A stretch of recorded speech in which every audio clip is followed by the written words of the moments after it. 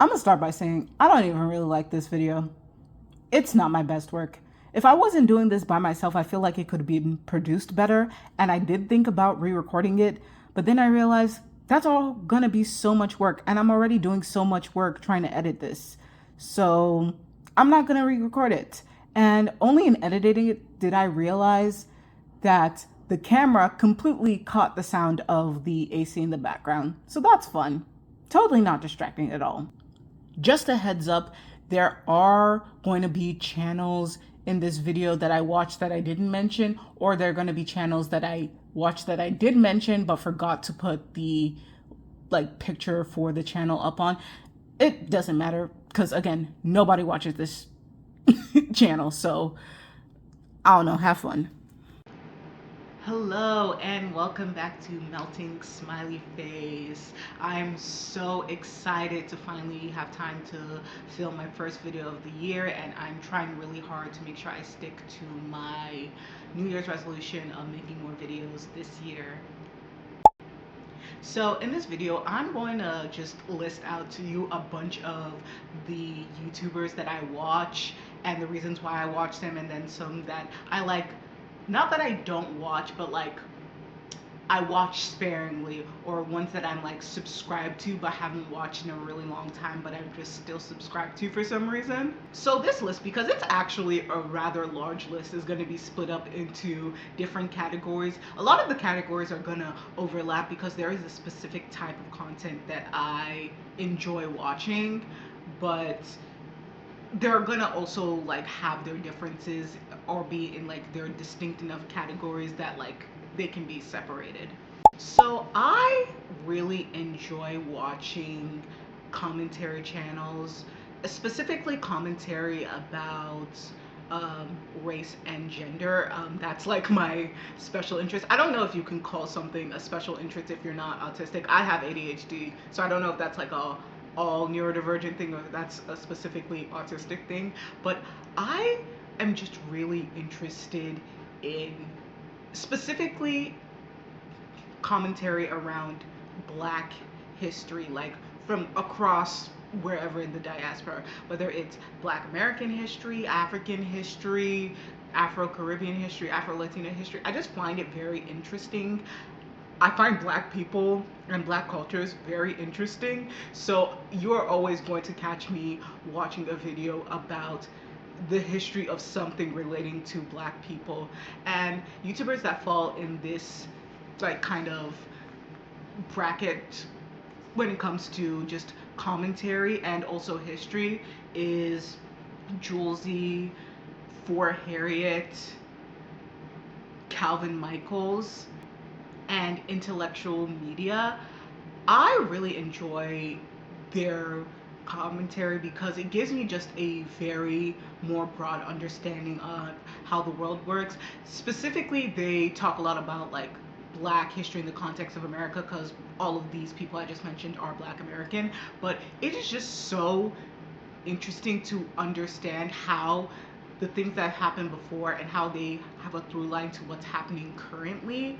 Um, Specifically Intellectual Media, because she makes videos about certain things regarding Black history that I never would have thought of having like a strong historical thing behind them. Like she talked about the Black history of like partying. She's talked about Black history of like dog ownership, Black history of like swimming. She's also just talked about American history in general. Like she has an entire series called like I Love the Blank, and whichever decade it is, she talks about all the most important historical moments and things that have happened in culture regarding the economy, Black people, women. Just it's very it's a very educational while being entertaining viewing experience for me. And Cheyenne Lee, I believe that's her last name. She doesn't make commentary regarding Black history because she's an Asian woman, but she does make commentary about like gender and race in general, and it is very interesting.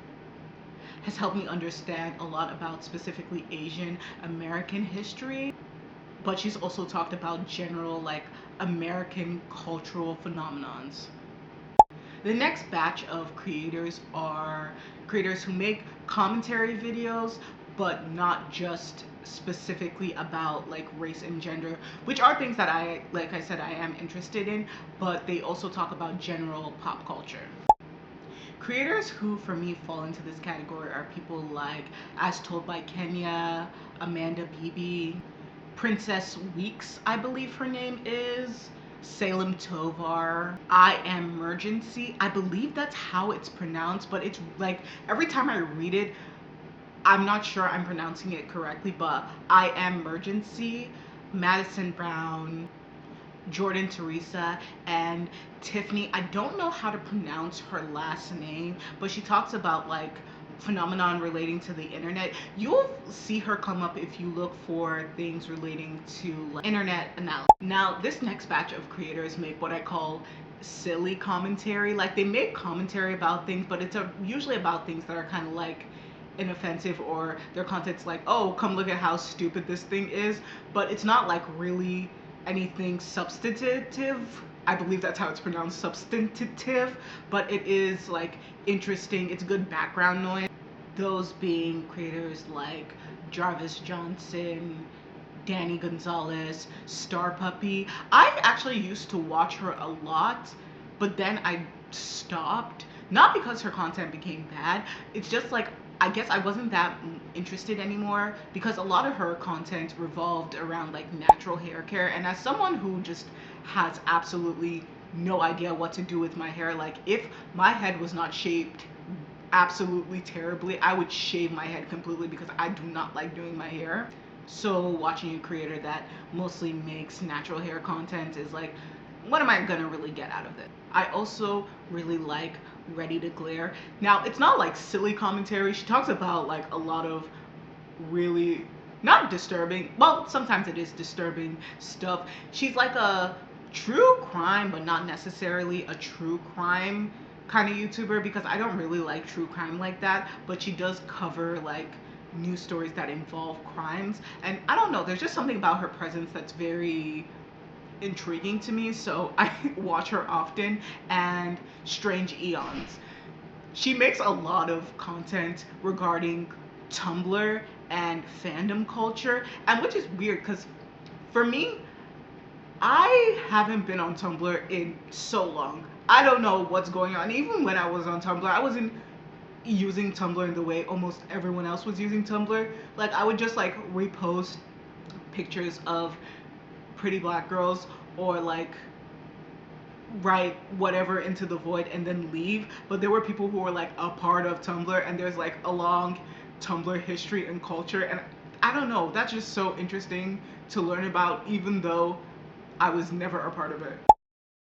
Next batch of YouTubers make what I call media analysis question mark kind of content, because there is some media analysis that goes into the work that they do, but sometimes I'm like, this isn't really analyzing, this is just like a review. Like I watch Amanda the Jedi, even though I'm not even like a movie buff. I'm just the kind of person where I enjoy watching people talk about things they're interested in. So I would just watch people talk about movies I've never seen, animes I've never seen, sports, even though I'm not interested in sports. Like, I, in high school, used to be a big fan of Smosh Games and of SourceFed, specifically, well, everything regarding SourceFed, because I was a huge fan of that entire like Philip DeFranco media group in general, and I watch like a lot of their multiple channels. But I used to watch specifically their D&D campaign, despite the fact that I have never played Dungeons and Dragons in my entire life and don't really have a desire to, but I enjoyed watching other people have fun engaging in it. I love Mike Smike, and I feel like I should put him in a subcategory of like recap slash timeline videos, because like he doesn't do necessarily media commentary, but his, I don't know if he's the one who started it. He might not have been, but he's definitely the one who mastered it, who did the unnecessarily long reviews of insert media project, unnecessarily long review of Riverdale, of Gossip Girl, of whatever. It's just so fun to watch someone recap the entire series of a show, whether it's a show I've watched or never watched, and see all the through lines and be like, oh, this is insane. And after I started watching his videos, I started getting recommended a lot more videos of other people who are also doing the same. Like the girl who's like, chronically online girl recaps this, or an unnecessarily long review of blah blah blah. It's just so much. I think the most media analysis of this group is the last one, Wisecrack. They talk a lot about movies, TV shows, and things that are also happening in culture through the lens of philosophy. And I'm not really like a philosophy person. I took like one class, specifically one class in philosophy in my old school because I had to take it, and then I was like, I need to drop this class. I just didn't care about it, but watching this channel and watching philosophical ideas be explained to me through media makes them a lot easier to understand. This next category is basically like nerd shit, and a lot of it is going to be about cartoons because I'm a fairly big animation fan. But YouTubers in this category that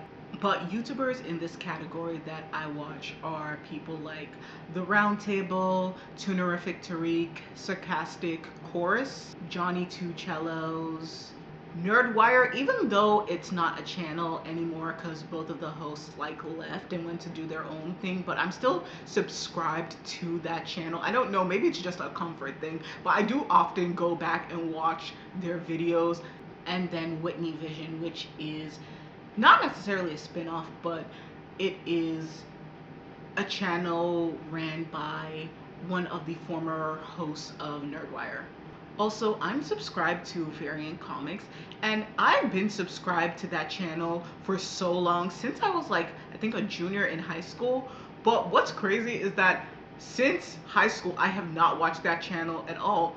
No reason, like there's nothing wrong with the content that they make. I just have not been in the mood in such a long time to like sit down and listen to people talk about comic books. So I'm just subscribed to that channel almost for no reason, because if I wanted to watch that channel again, I feel like I would have to go backlog like 3, 4, not even 3, 4, like maybe half a decade back, because I just haven't watched them in so long. But then again, when I was in high school, I did start reading comics. Not that many. Like, no one asked me any comic book questions because I don't know. But I did want to get into comics, so I read a couple, and I was watching that channel so that can help me like understand better. Because one thing about me is that if I engage in any form of media, whether it's a book, movie, TV show, music, my first thing immediately after I am done engaging with that is who's doing reviews of it, who's making videos about Easter eggs, who's breaking down symbolism, who's doing a music retrospective, who's ranking. I don't know why, but that's my favorite part of consuming media. Watching other people then talk about the media I just consumed. Because either one of three things is going to happen. Is either you're going to find someone who agrees with you, you're going to find someone who doesn't agree with you, or you're going to find someone who gives you a new perspective on it. Now, I must admit, I am one of those people who's like terrified of having bad taste. So if I like something and I watch a review of it and that person doesn't like it, part of me feels slighted. I'm like, damn, are you saying that I have terrible taste? And you know what? I probably do. I probably do. But yeah, I don't know. That's just my favorite part of engaging in media.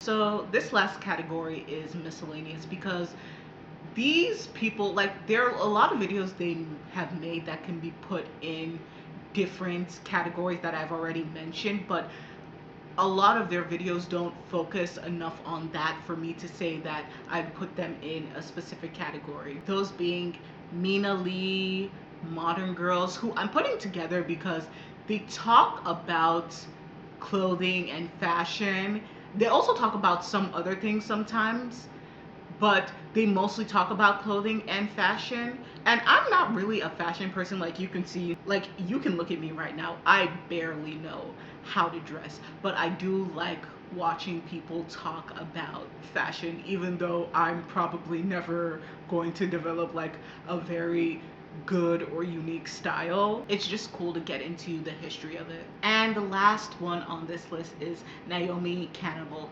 Her channel primarily talks about music, and look, I am not a big music person. In a video that I've since deleted, I mentioned that there was a period in high school where I didn't even listen to any actual like albums from musicians. I would mostly listen to soundtracks from TV shows or movies that I was watching. So I'm not like a person who's listened to every album in a artist's discography. Like most artists, I only know their big radio hits.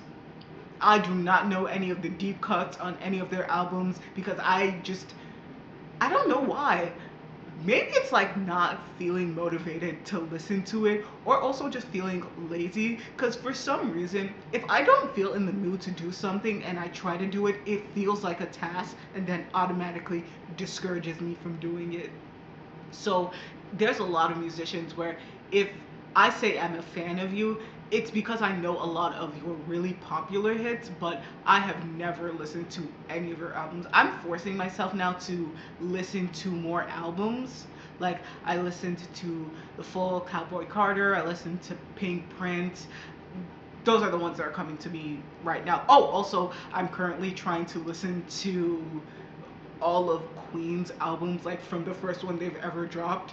And I'm like actually forcing myself to sit down and listen to the music, because if I don't force myself to try to listen to new music, I won't hear anything at all. But yeah, with her channel, like I've mentioned with a lot of the other channels that I watch, it is just very cathartic for me to listen to people talk about something they're clearly very passionate about.